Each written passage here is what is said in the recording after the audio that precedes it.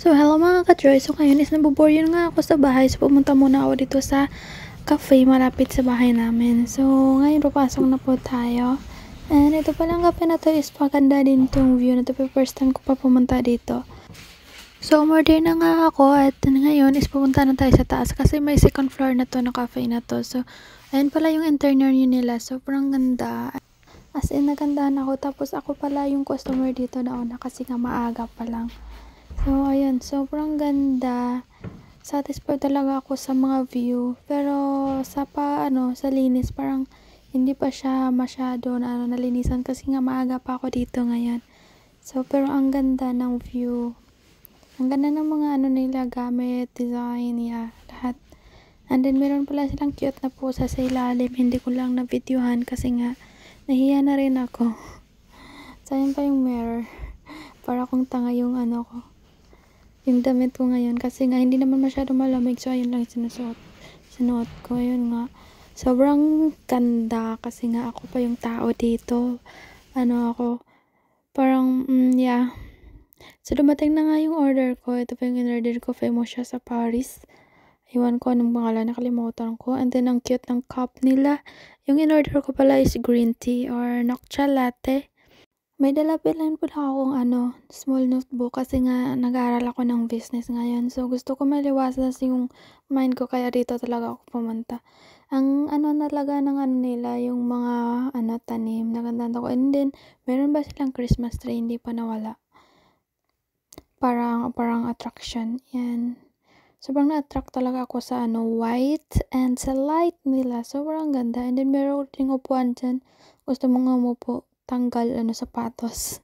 So, gusto ko lang muna dito kasi nga maliwalas. Ay, cream ba ito? Ano po ng cream? Ang cute ang nila. Ang cute. Lapit ako. And then yung cup din nila, ang laki.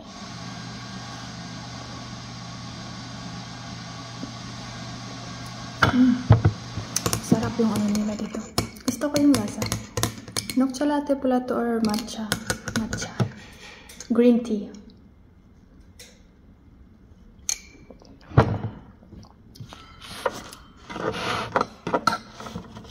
Ito pala famous to siya sa mga French na bread. Parang ganun.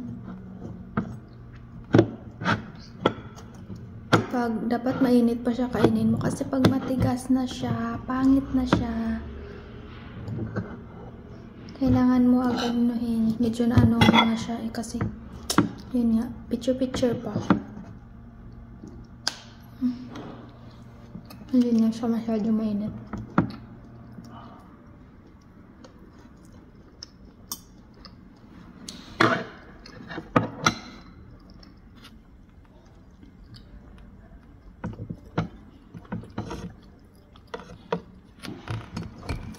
Ang sarap ng matcha nila. Yung ibang brand kasi pangit.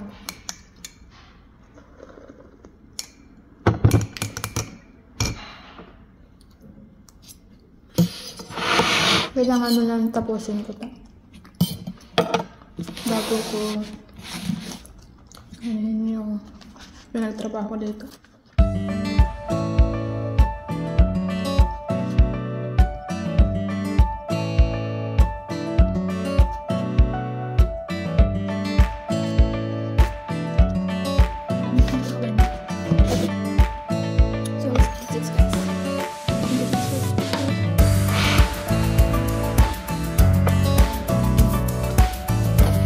So, ito pala yung pusa nila. Sobrang cute. Natutulog. Dalawa pala to sila.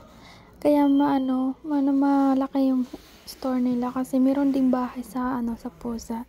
Ang cute. Ang cute na. Sobrang talaga ako sa mga aso, pusa. Halos lahat yata ng hayop. Ang cute niya. And then sobrang din malinis. Nakaupo din siya sa sofa. Ay, nakahiga sa sofa. Kinulit ko muna siya bago ako lalabas sa coffee shop. Actually, marami ditong kuyangi or cat cafe, dog cafe. Marami din. So, ngayon guys, naglalakad na pala ako. Pupunta na ako sa Daiso. Nag-shortcut lang ako dito para mabilis ako makadating. Ayan yung Daiso.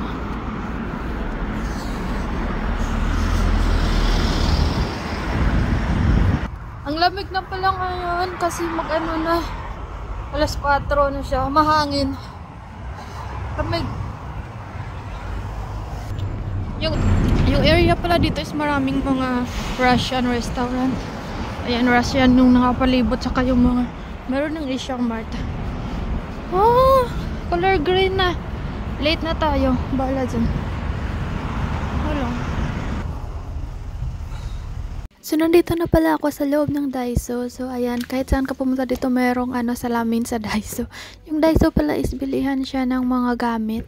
And then, meron ding mga pagkain na yung presyo niya is mga 1,000 won hanggang 5,000 won lang siya or 200 pesos. Hindi na tataas doon. So, ayan pala yung mga baso doon ako nakukitan. So, yung purpose ko pala pumunta talaga ako dito para bumili ng mga gamit ng aso namin. At saka yung gusto ko rin nabilhin na baso. Kailangan ko ng bagong baso. So, ito na yung natipuhan ko kasi naghahandahan ako niya. And then, yeah, tamang-tama kasi palagi akong nagha-hot choco. Hindi ako mahilig sa kape pero mahilig ako sa mga hot choco, mga tsaa, ganun. So, ito naman siya cute siya kaso lang malaki siya. And then, yeah, mabigat. So, pumili na rin pala ako ng pangtakip. Maraming iba't ibang design. So, pero ito yung gusto ko kasi pink. And then, siya, pa-circle siya yung design niya. Meron din palang kaldero dito na gold. Pero tag 1,000 won lang yan. Or parang 40 pesos. Ganun. So, nandito na pala ako sa counter. So, hindi na ako nag-video sa lahat kasi nga baka abutin tayo ng 30 minutes dito. So, ayan yung mga binili ko para sa CR, para sa aso namin, para sa exercise, sleeper, pabango sa basta ganun. So, alam niyo, sobrang laki din ang binayaran ko.